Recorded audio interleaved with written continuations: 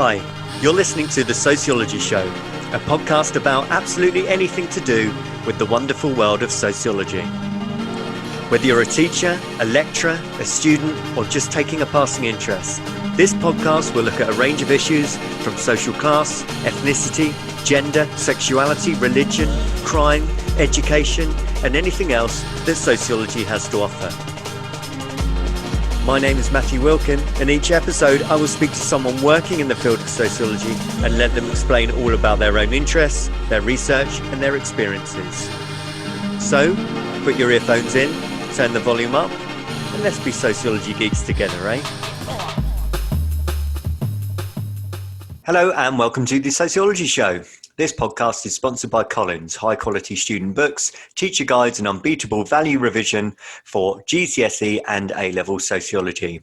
Now, the Sociology Show listeners can get 25% off Collins Sociology resources until the end of December 2021, and that includes the new book, How to Be a Sociologist, an inspiring introduction to studying sociology at A-level and university.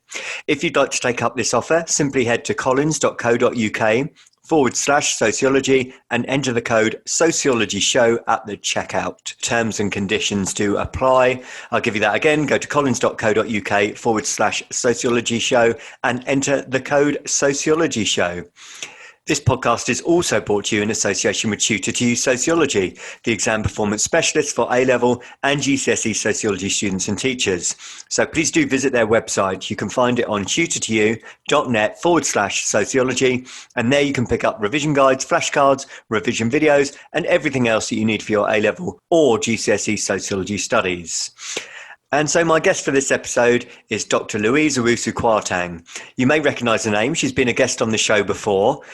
So before you listen to this one, might want to go back and listen to her first interview with myself, which was recorded in October 2020. Louise is an associate professor of sociology at the University of Greenwich. And Louise talks about her research in the previous episode on ethnicity and education, the experiences of West African students, intra-racial tensions, and some of her research on Black identity and music. So please do go back and check out this one. But without further ado, let's go over to the interview with Louise Owusu Kwarteng. Hi, Louise, and welcome back to the Sociology Show podcast. Hey, hello. Good to be back. Good to be back. Yeah, I just said in the introduction that if people haven't heard it, to go back and listen to your first episode. I just looked, it was October 2020, almost a year ago, actually, that we last chatted. I know. I mean, it's just gone really, really fast, hasn't it? It's just gone really quick. It has, yeah. And it's quite scary, isn't it? We're a new academic year already. I think for yourself, like me, September's always a bit of a busy time, right? Yeah, just a bit. It keeps us out of mischief, doesn't it? Definitely. Yeah, definitely. So, Louise, you've kind of come on the show today because there's a particular issue that you really want to talk about, a major concern for you and I, but it should be a major concern for everyone, and an issue within the education system. Did you want to say a little bit more about what that concern is? Yeah, sure. I mean, to put it in a nutshell, I just want to say that, look, you are not your grade. Okay. And I think this is a lot of it is to do with the way that because of the education system and the fact that it's been marketized for, I would say, for the past 40 odd years, it's got to the point where, people, the system has just kind of focused so much on, grade attainment, grade achievement, that people forget, that they were a person beyond their academic attainment. And I'm not saying that academic attainment isn't important, because as an academic, it would be really kind of defeating the purpose of my job, because I think that's key. And this is something that I was raised with. But I think with the way that marketization has gone, and, as I say, over the past 40 years, particularly after sort of Thatcherism and the free market education system, it's built this competitiveness. And as a result of that, with the league tables and all this kind of stuff, I think it's put an awful lot of pressure on not even just students, but right from when a kid starts their education, and that they more or less become defined by how well they've achieved and stuff. And I believe that this is an issue that's resulting in a lot of anxiety for young people. So that's it in a nutshell. I mean, let's unpack that more, because I Yeah. think this discussion has come up so many times, and whenever I go Yeah. on any sort of teacher conferences or anything like that, it's always a Mm. concern that education has become almost like a factory line. You know, we're Yes. teaching how to pass exams, and students Yes. are learning how to pass exams, and not a lot else in between. No. I No. mean, No. how have we arrived at that point? Because the whole purpose of education, I mean, what about some enjoyment? What about some passion, a love for learning? You know, surely that should be the starting point beyond anything else. Yes, I agree 100%. I mean, I can look at it sort of like, from my lifetime, and I just kind of look at some of the educational policies that were introduced actually. So, under Thatcherism, you had things like, the assisted places scheme, which is fine because it's allowing people to a kind of broader option in terms of where people go to secondary school and that. But I think things like that create competition. Okay, so the assisted places scheme is whereby, if you go to, you might want to decide that you go to a private school rather than going to the local secondary comprehensive. So, in that sense, if you get into the school and stuff, I mean, what the government did was that they provided things like bursaries so that you could have the money to go. But this in itself created competition, right? I mean, we look at GCSEs, and I think I was amongst some of the first crop to do GCSEs as well. But, when you've got that, and again, you've got students kind of competing against each other for the grades, and then this feeds into the wider thing about the league tables as well. Like, how well your school is doing against another school, do you know what I mean, in the Yeah. local area. And then obviously, people are competing, and then people are wanting to send their children to those places when they actually get into the schools. And then there's that pressure to start doing well right from year 7 right up until, like, they take their A levels and stuff. So I believe that it's just policies such as this that is kind of contributing to it's contributing to stress, it's contributing to this obviously competition and everything, and having an impact on people's well-being. I'm also reminded of a theorist that I really, really like. You may have heard of him, Paulo Freire, and I don't know, I think I might have made reference to him on my last podcast. But one of the things that he came up was this idea of the banking concept of education, right? So this is whereby, his argument is that the education system is very much a reflection of wider society in the capitalist system. And it is about learning, as you pointed out before, it's about learning for exams. And then, like, you can't use that information beyond the exam that you've just sat. So it's almost as if, like, you're banking all of that knowledge just to regurgitate it for the exam. And when you're learning it, you're not kind of like taught it in a critical way. Right. So in that sense, I feel like this is what is happening now, like, with GCSEs and with A levels. You're learning it just for that exam. You're not learning anything else. You're not learning it in a critical way. You're not learning it in a way that will help you to sort of like learn more about yourself and how you learn and how you are as an individual. It is just all about passing that exam. And I just don't think that's a very good precedent, really. No, I mean, it's kind of disposable knowledge, isn't it? Especially if Yeah. you're just going to churn it out and then forget about it. I mean, it's Yeah. something I've talked many times before, that I find it quite staggering that I came out of my A levels and did well, and I had all of this information. And then when I go Yeah. to university, well, I don't actually know how to change a plug. I don't Yeah. actually know how to pay bills. When I was older, when it came to a council bill or water bill, I had to phone my Mhm. parents. What do I do? And it Yeah. staggers me that you can learn, quotes from Shakespeare, but not Yeah. practical skills that you need day in, day out.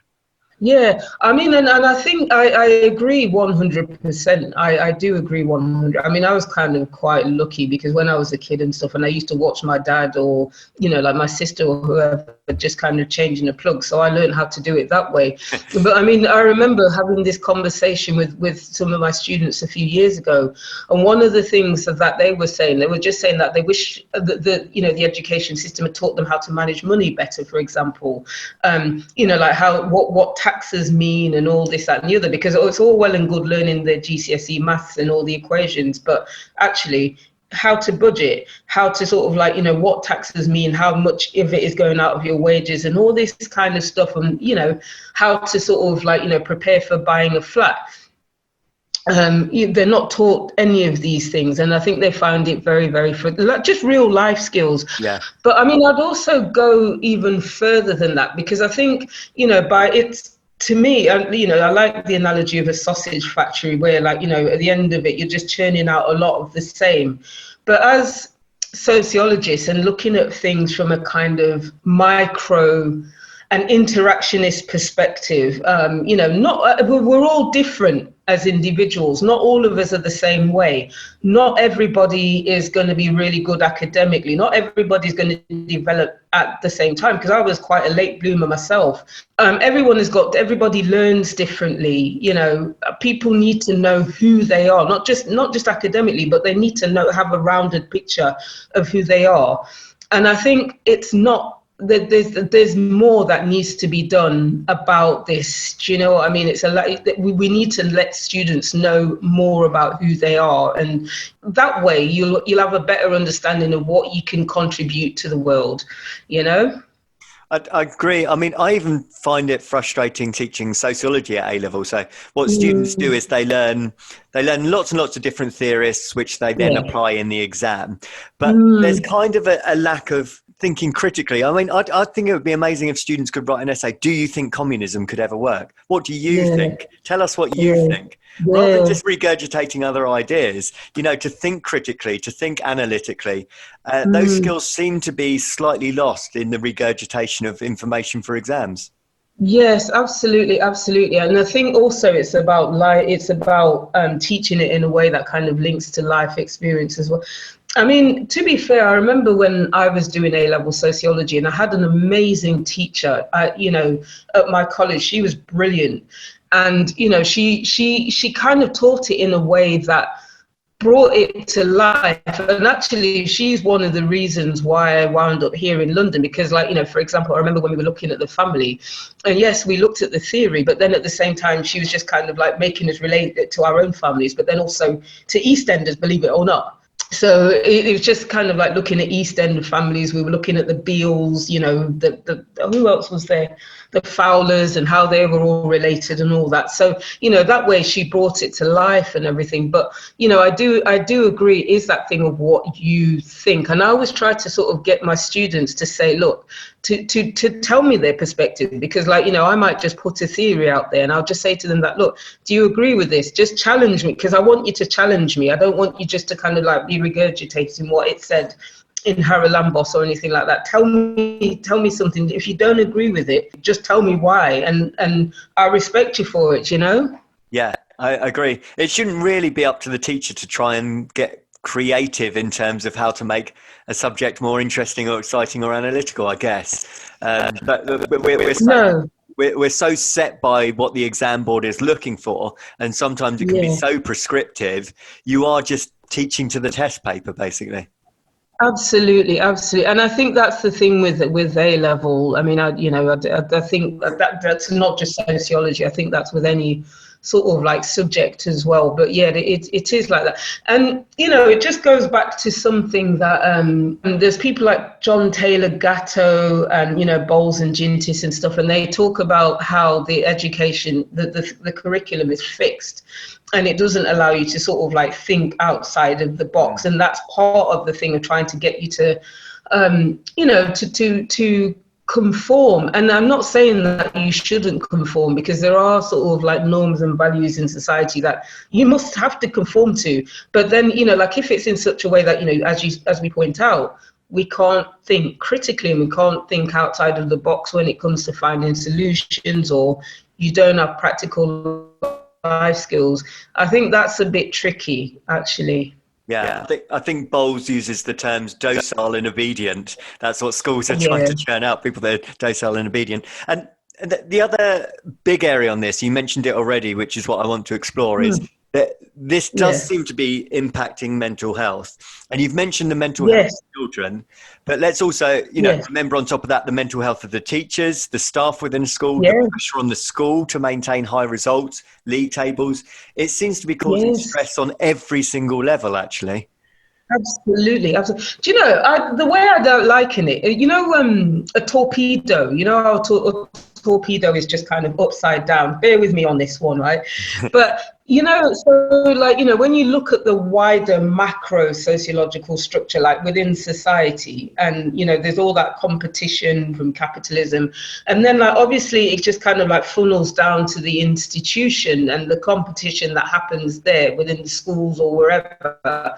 And then like, then it's, make sure that all their students get a 9. It's not a 1 isn't the lowest, it's the lowest, like, 8s and 9s and stuff like that. And then obviously, I mean, with the students, because of the way that they're probably having to learn and the way, what the sheer capacity of what they've had to learn. And also like within a short space of time, because I mean, I remember having this conversation with, he did his GCSEs a couple of years ago, but he was saying that he had to sit some of them in year 9, whereas, you and me may remember, doing them in year 11 or whatever. So, you've got that. But then it's almost like the responsibility of it, it does funnel down, but then it does also become individualized, because I remember talking to another student and they were saying that in the school that she went to, if students weren't achieving a certain grade, I think if they got below a B on their A-level mock exams, they got called out in assembly, and some of them were actually kicked out of the school because they didn't want it to affect their league table status. So imagine, like you've got all that pressure. I mean, you're already trying to engage with the knowledge as it is, but then you've also got that pressure to do well and to hold up the reputation of the school. Do you know what I mean? So of course that's going to have an impact on your mental health. And then, imagine last year and how this year with the intense examining, and I've spoken to some of my new students about their experience of this year's systems, and also, other relatives who were doing the same thing. It just felt like a very, very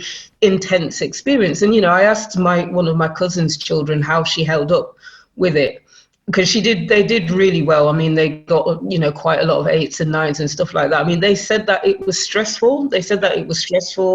One of them is, she just said that she had to take a year out because, like, she just felt she just couldn't function anymore. So, you've got that, and then you've got social media. I mean, if you ever look at Twitter or wherever on the day before the results day and stuff, you can see the stress kind of like pouring through. Everybody's looking at your posts, like, everybody wants to know about everybody's results. I just think it's a cocktail of a very messy cocktail. The Sociology Show podcast relies on the kind contributions of sponsorship and donations. If you enjoy the show, then you can help with the hosting costs by donating as little as £5 on the GoFundMe page. Simply visit uk.gofundme.com and search for The Sociology Show. If you can donate, then you will be sent a Sociology Show pen as a small thank you for your continued support of the show.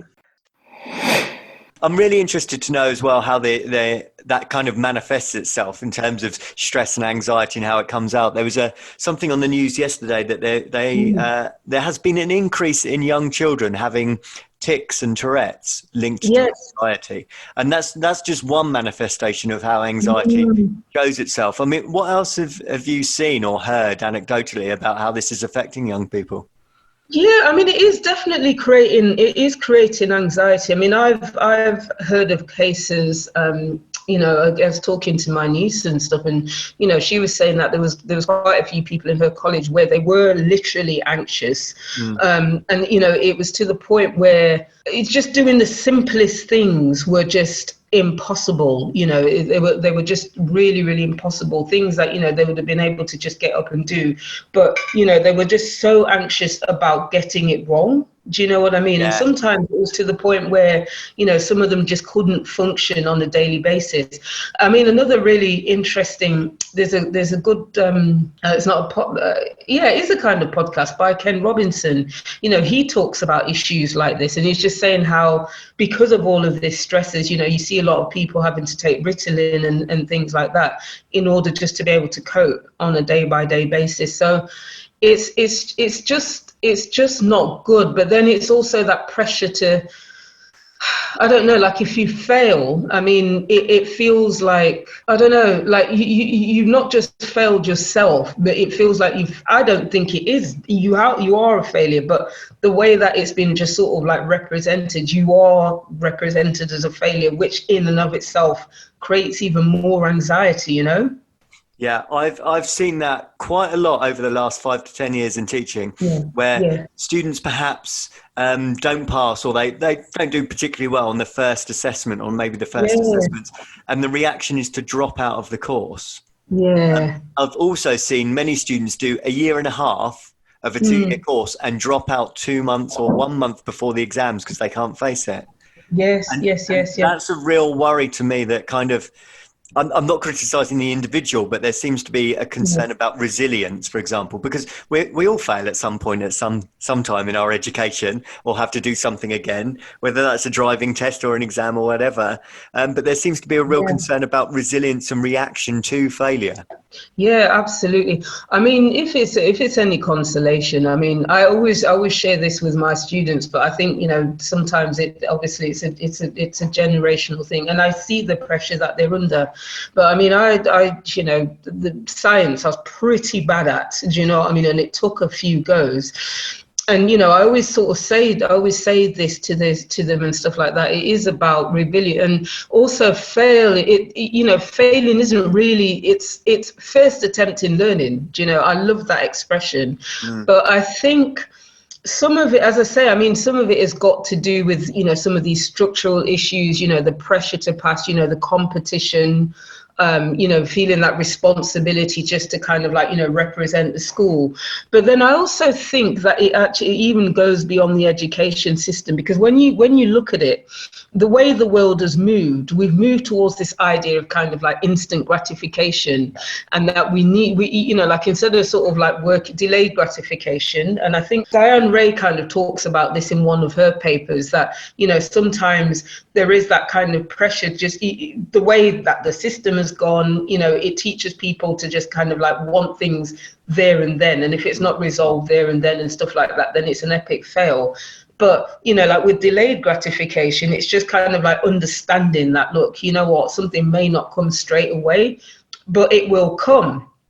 Okay, but I think the way the wider world is, I think, again, you know, like that's just kind of like trickling into the way the function of the education system, and also the way that the individual sees it. So this is where I think, you know, like this idea of kind of giving up goes. But I say, and I'm going to say this to my students when I speak to them next week, sometimes, you know, like getting to grips with things is a process. You know, like when you come to university, you don't expect to be a first class student. Some people are, do you know what I mean? Some people are, but, you know, at the end of the day, there's nothing wrong with sort of like getting a 2-1 or a 2-2 on your first piece of work that you hand in, because what you start off with isn't what, unless you don't do any work, it's not what you're going to end up with. Do you know what I mean? So it's about trying to reprogram that way of thinking, you know? And can I just go back to something you said earlier? Because I'm also aware of a school that does something similar. Yeah. I won't name the school, but the school gets 100% pass rate, and it often gets 100% A star and A's. And the reason it does, but the reason it does that is for exactly what you said. I think they take winter exams, and if they don't do very well in the winter exams, they're not entered. Yeah.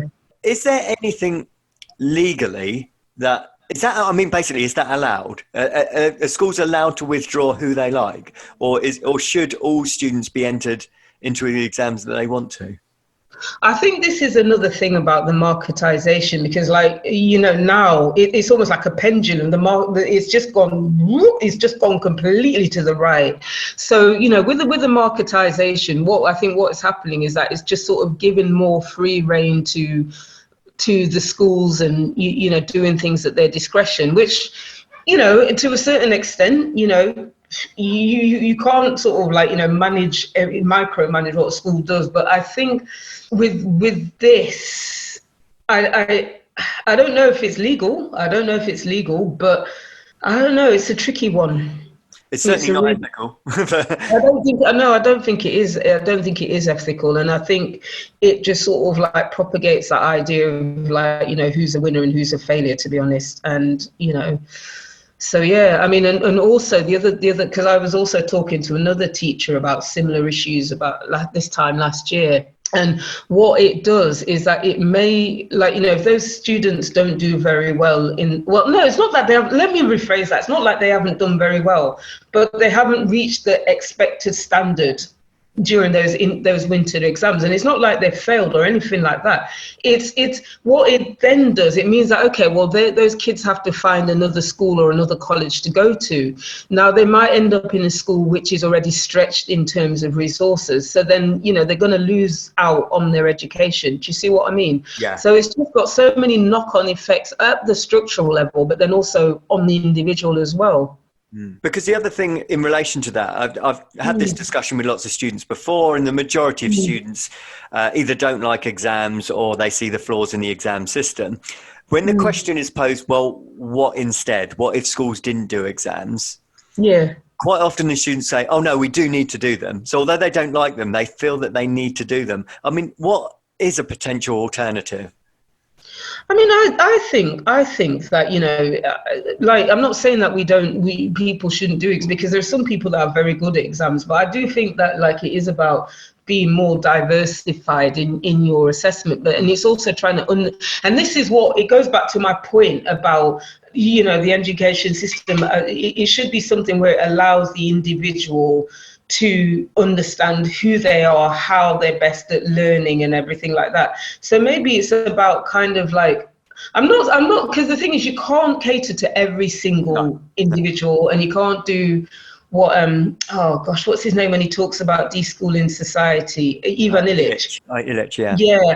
I mean, you know, I can see where he's coming from with that, but you can't do that approach, because that's going to be a bit tricky. But I do think that there should be, you know, more understanding of, like, you know, where the students' strengths are, and then just giving them that option to be able to do, you know, within a framework, to do an assessment that reflects them. So, I mean, I know in my own case, for example, when I was a student, I was quite well when I was an A-level student. So I actually improved, and I always remember doing an A-level project, and, you know, I was allowed to do it on anything that I wanted to do it on. So I did something around, you know, race and education. And, you know, that really suited me. Do you see what I mean? That really suited me to be able to do that. And then, like, you know, I was able to sort of do a presentation on it. And when we were doing our degrees in, you know, I remember having to do this course on postmodernism, which made a lot of people cry. But, you know, we were allowed to sort of like choose our assessment. So you could do a presentation and an essay, or you could just do like 100% exams, or, like, you know, you could do the essay. Sorry, you could do the exam and the essay. So I did the exam and the essay. So, I mean, I think it's about that, or, like, you know, allowing people to do podcasts, for example, as an assessment, because, like, someone may have a passion for something, you know, just trying to understand who they are, what their strengths are, and building on that, because that way you will find people doing a whole lot better, and you'll find that they're a lot happier as well. And then you can develop those transferable skills for employability too. So let's be honest, we've missed a trick here, haven't we, Louise? Because the perfect opportunity to restructure the education system. Absolutely. We haven't had exams for 2 years. There was an opportunity, there was a window there to rethink it. Think about how we can help young people, how we can be more diverse for different learning styles and behaviours. Yeah. And what we now know is, if everything goes to plan, 2022, we will back to exactly as we were before. I mean, that just seems like such a missed opportunity to me. Right, I'm smiling here, but we've got a new education minister. Yeah, true, yeah. We'll see.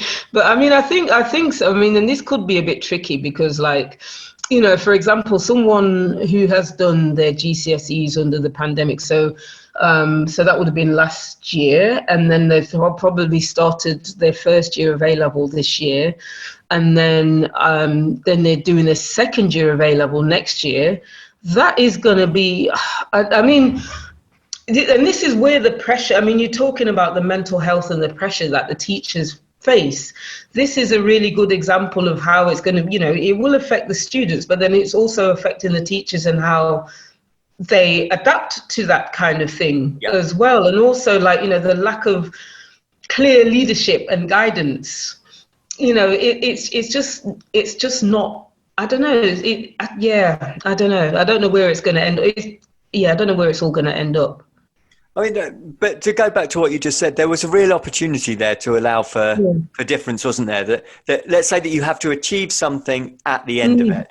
Well, there's many different ways to do that rather than just having to sit in an exam paper on one single day.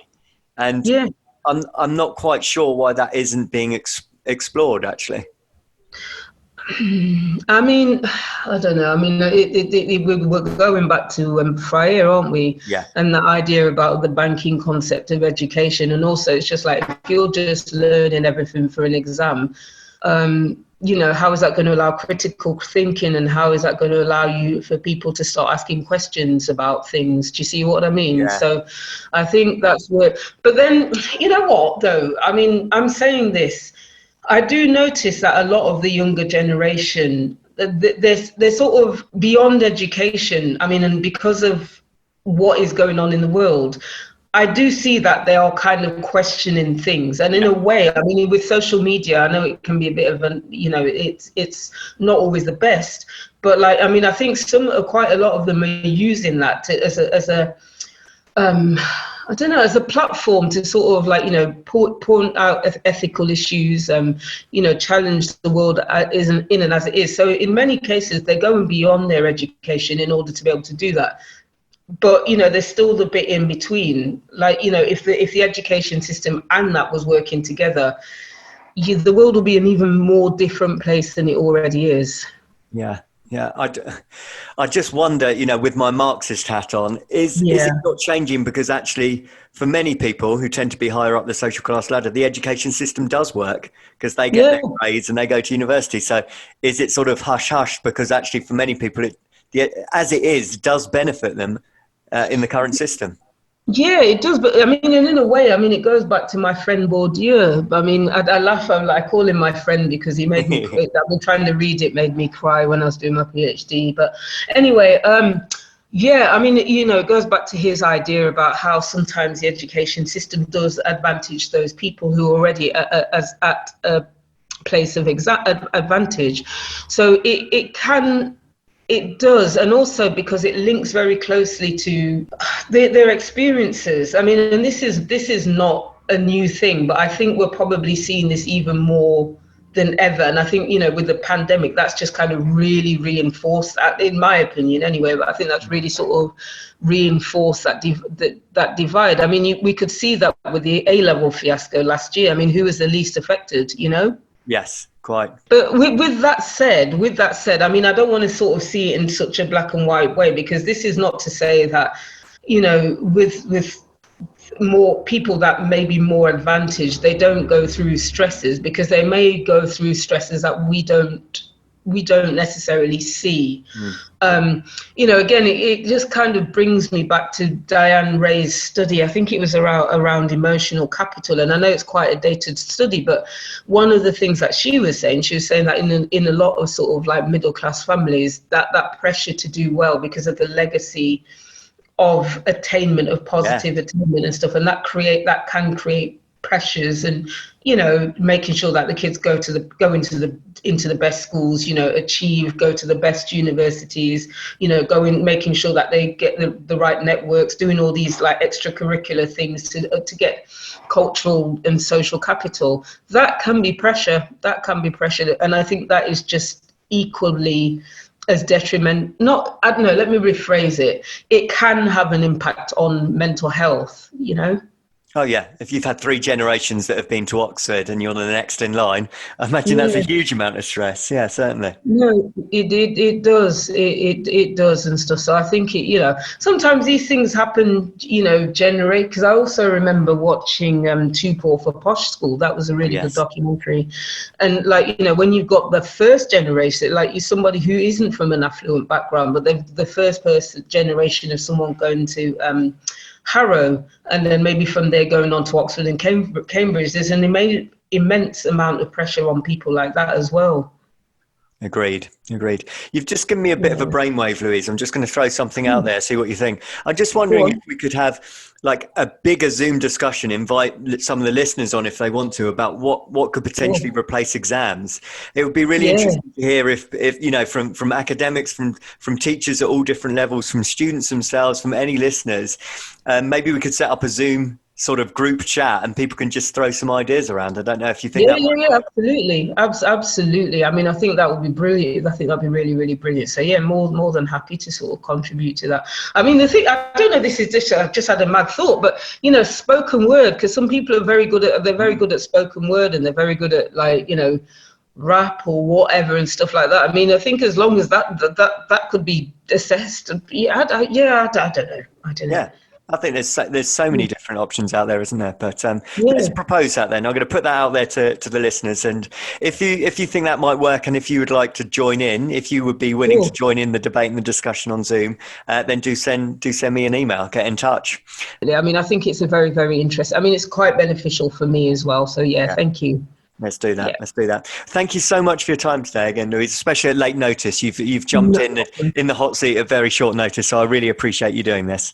No problem. I mean, the thing is, I think you can probably tell that this is something that I'm really kind of passionate about. And, you know, my students, just if that's all right, I just want to give a quick shout out to them, you know, for all because they're brilliant, because, like, you know, they teach me just as much as I teach them.